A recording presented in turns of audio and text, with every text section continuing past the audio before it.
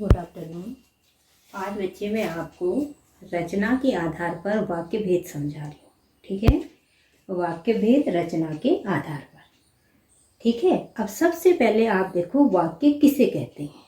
ठीक है, सार्थक शब्दों का वह समूह जो पूर्ण अर्थ प्रकट करता है वाक्य कहलाता है। ठीक है, अब देखो पूर्ण अर्थ प्रकट करता है तो उसे हम क्या कहेंगे? वाक्य। रचना के आधार पर वाक्य के 3 भेद हैं: सरल वाक्य, संयुक्त वाक्य और मिश्र वाक्य। अब देखिए बेटे, सरल वाक्य क्या होता है?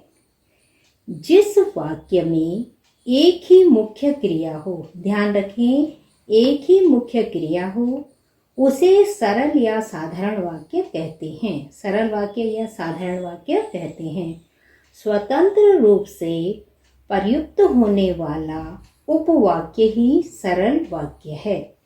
जैसे मोहन विद्यालय जाता है। क्रिया देखिए, सैनिक देश की रक्षा करते हैं।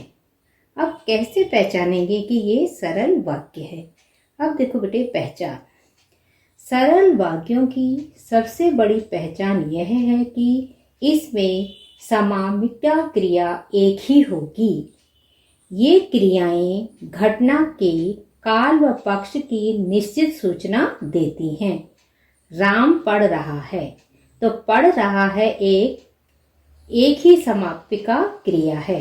अगर आएगा कि पढ़ रहा है और सो रहा है तो वो क्या नहीं होगा? सरल वाक्य नहीं होगा, क्योंकि उसमें क्रियाएं क्या हैं? 2 हैं। अब आ जाओ बेटे, सेकंड है संयुक्त वाक्य।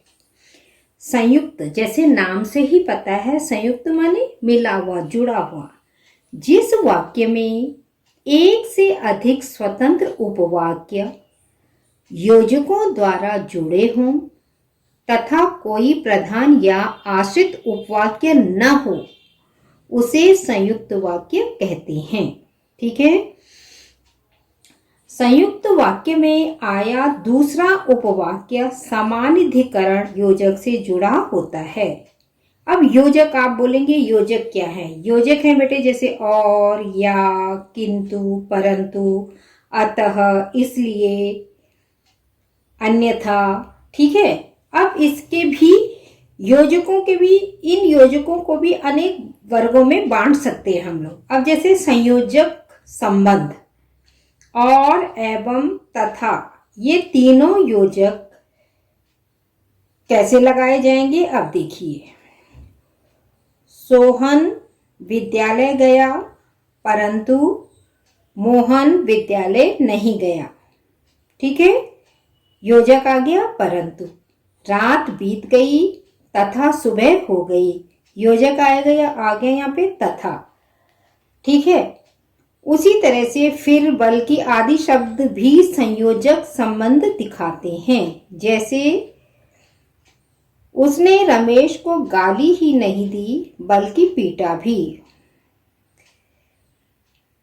मेरी मित्र थोड़ी देर रुकी फिर घर चली गई।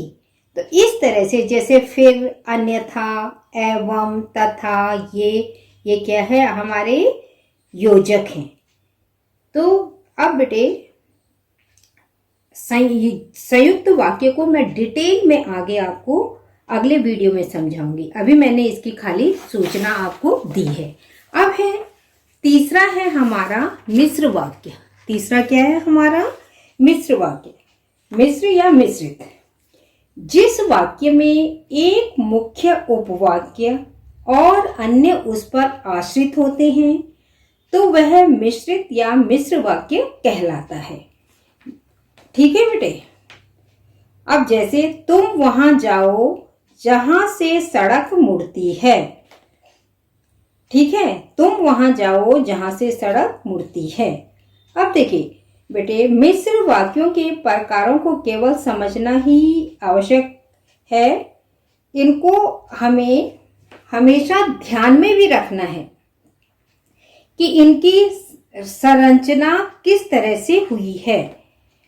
ठीक है बेटे, तो अभी मैं आपको मिश्र वाक्य मैंने संक्षेप में बताया, पर मिश्र वाक्य बहुत विस्तृत है, इसके भेद भी हैं। तो पहले संयुक्त वाक्य को डिटेल में समझाऊंगी, फिर मिश्र वाक्य को समझाऊंगी, उसके भेद अलग से समझाऊंगी, ठीक है, अगले वीडियो में। थैंक यू बच्चे।